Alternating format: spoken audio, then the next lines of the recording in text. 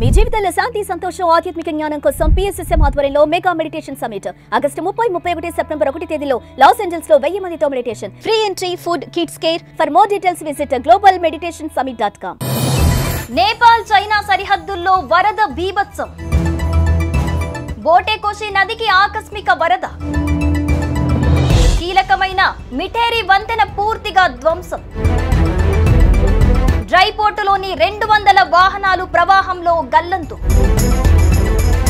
18 మంది నేపాల్ చైనా దేశస్థులు అదృశ్యం. వరద ప్రాంతంలో చిక్కుకుపోయిన 12 మంది పోలీసులు.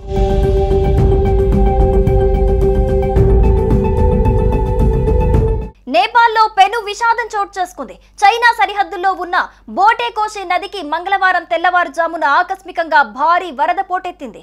ఈ జల ప్రళయం ధాటికి నేపాల్ చైనాలను కలిపే కీలకమైన మిఠేరి వంతెన కొట్టుకుపోవడంతో పాటు సమీపంలోని డ్రై పోర్టులో నిలిపి ఉంచిన వందలాది వాహనాలు నీటి ప్రవాహంలో గల్లంతయ్యాయి. ఈ దుర్ఘటనలో 18 మంది వరకు గల్లంతయ్యారు.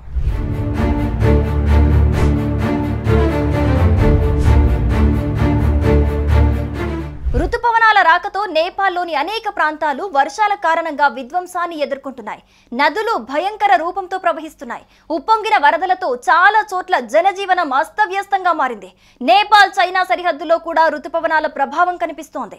రుతుపవనాల కారణంగా కురుస్తున్న భారీ వర్షాలతో నేపాల్లో వరదలు బీభత్సం సృష్టించాయి. నేపాల్ చైనా మధ్య ఉన్న మిఠేరి వంతెన బోటేకోషి నది వరదలో కొట్టుకుపోయింది. ఈ వరదల కారణంగా 12 మంది నేపాలీలు, 6 మంది చైనా పౌరులు గల్లంతయ్యారు. కాఠ్మాండు నుండి 120 కిలోమీటర్ల దూరంలో ఉన్న ఈ వంతెన కూలిపోవటంతో సరిహద్దులో ట్రాఫిక్ దెబ్బతింది. తప్పిపోయిన వారి కోసం ముమ్మర గాలింపు కొనసాగుతోంది.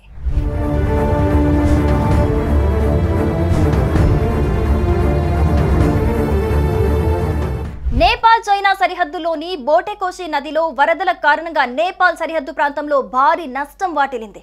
ఈ వరదలో నేపాల్ చైనా మధ్య ఉన్న ఏకైక వాణిజ్య కేంద్రమైన రసువాగదిని కలిపే మైత్రి వంతెన కొట్టుకుపోయింది. బుధవారం రాత్రి 3 గంటల 15 నిమిషాల ప్రాంతంలో ఈ వంతెన వరదలో కొట్టుకుపోయింది. ఈ వరదలో వస్తువులతో నిండిన డజన్ల కొద్ది కంటైనర్లు కూడా కొట్టుకుపోయాయి.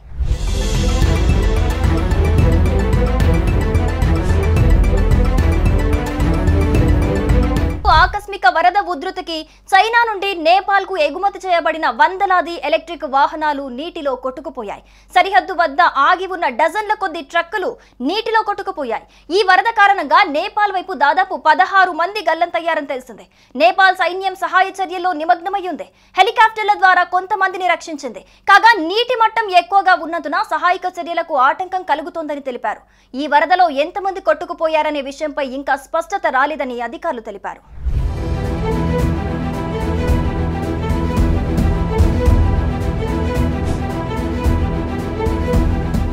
తెల్లవారుజామున వరద ఒక్కసారిగా ఈ ప్రాంతాన్ని ముంచెత్తడంతో పలు నివాసాలు నీట మునిగినట్లు అధికారులు పేర్కొన్నారు. గాలింపు చర్యలు కొనసాగుతున్నాయన్నారు. డ్రై పోర్టులోని పలు వాహనాలలో నిద్రిస్తున్న కొంతమంది వాహనాలతో పాటు కొట్టుకుపోయినట్లు స్థానికులు తెలిపారు. టిబెటన్ ప్రాంతంలో కురుస్తున్న భారీ వర్షాల కారణంగానే ఈ వరదలు సంభవించినట్లు అధికారులు పేర్కొన్నారు. స్థానికంగా ఉండే త్రిశూలి నదికి కూడా వరద పోటెత్తే అవకాశం ఉండటంతో నదీ తీర ప్రాంతాల్లో నివసిస్తున్న ప్రజలు అప్రమత్తంగా ఉండాలని సూచించారు.